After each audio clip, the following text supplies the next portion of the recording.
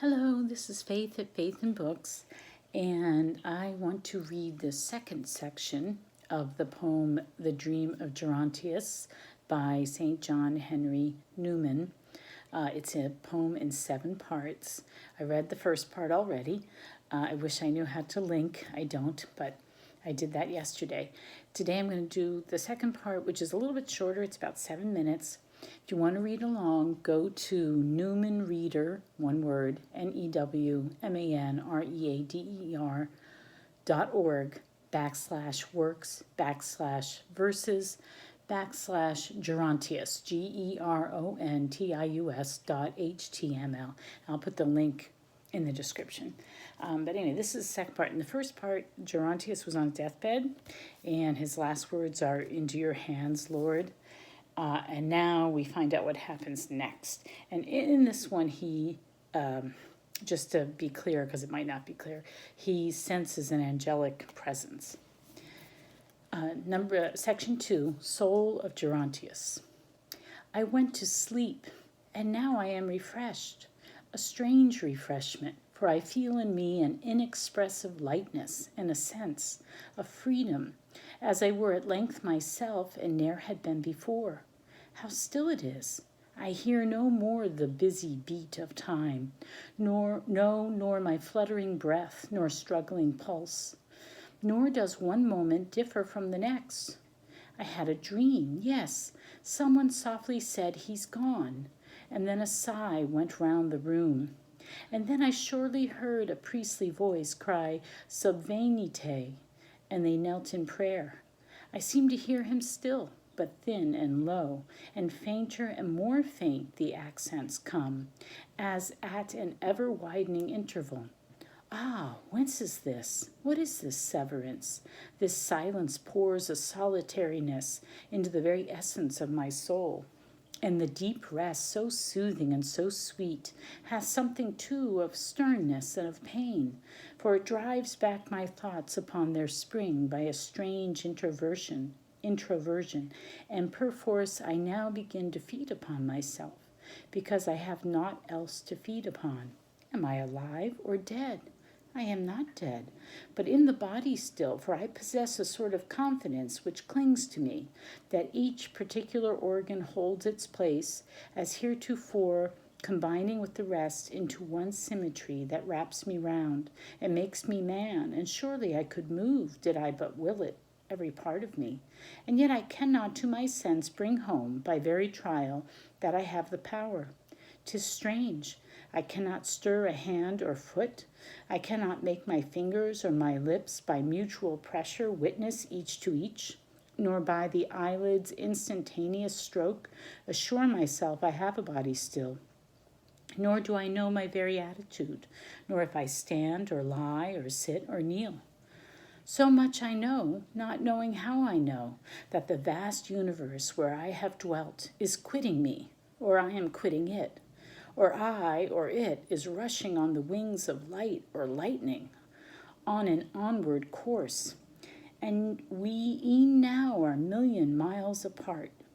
Yet is this peremptory severance wrought out in lengthening measurements of space, which grow and multiply by speed and time? Or am I traversing infinity by endless subdivision, hurrying back from finite towards infinitesimal, thus dying out of the expansive world? Another marvel. Someone has me fast within his ample palm. 'Tis not a grasp such as they use on earth, but all around over the surface of my subtle being, as though I were a sphere, and capable to be accosted thus. A uniform and gentle pressure tells me I am not self-moving, but borne forward on my way. And hark, I hear a singing. Yet, in sooth, I cannot of that music rightly say, whether I hear or touch or taste the tones. Oh, what a heart-subduing melody. Angel. My work is done, my task is o'er, and so I come, taking it home, for the crown is won, Alleluia, for evermore. My Father gave in charge to me the child of earth, e'en from its birth, to serve and save, Alleluia, and saved is he. This child of clay to me was given to rear and train by sorrow and pain in the narrow way. Alleluia, from earth to heaven. Soul. It is a member of that family of wondrous beings who, ere the worlds were made, millions of ages back, have stood around the throne of God. He never has known sin, but through those cycles all but infinite, has had a strong and pure celestial life, and bore to gaze on the unveiled face of God, and drank from the everlasting fount of truth, and served him with a keen, ecstatic love. Hark, he begins again. Angel. O Lord, how wonderful in depth and height, but most in man how wonderful thou art. With what a love, what soft persuasive might, victorious o'er the stubborn fleshly heart, thy tale complete of saints thou dost provide, to fill the thrones which angels lost through pride. He lay a groveling babe upon the ground, polluted in the blood of his first sire, with his whole essence shattered and unsound, and coiled around his heart a demon dire, which was not of his nature, but had skill to bind and form his opening mind to ill.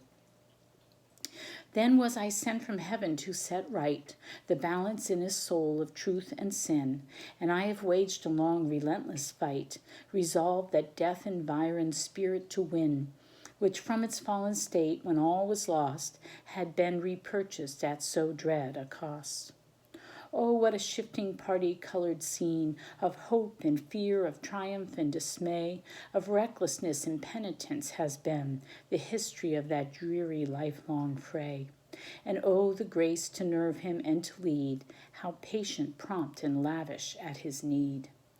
O man's strange composite of heaven and earth, majesty dwarfed to baseness, fragrant flower, running to poisonous seed and seeming worth, cloaking corruption, weakness, mastering power, who never art so near to crime and shame as when thou hast achieved some deed of name.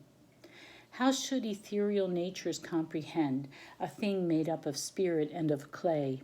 Were we not tasked to nurse it and to tend, linked one to one throughout its mortal day? More than the seraph in his height of place, the angel guardian knows and loves the ransomed race. Soul.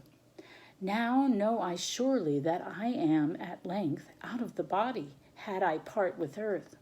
I never could have drunk those accents in, and not have worshipped as a god the voice that was so musical. But now I am so whole of heart, so calm, so self-possessed, with such a full content, and with a sense so apprehensive and discriminate, as no temptation can intoxicate, nor have I even terror at the thought that I am clasped by such a saintliness. Angel. All praise to him at whose sublime decree the last are first, the first become the last, by whom the suppliant prisoner is set free, by whom proud firstborns from their thrones are cast, who raises Mary to be queen of heaven, while Lucifer is left condemned and unforgiven.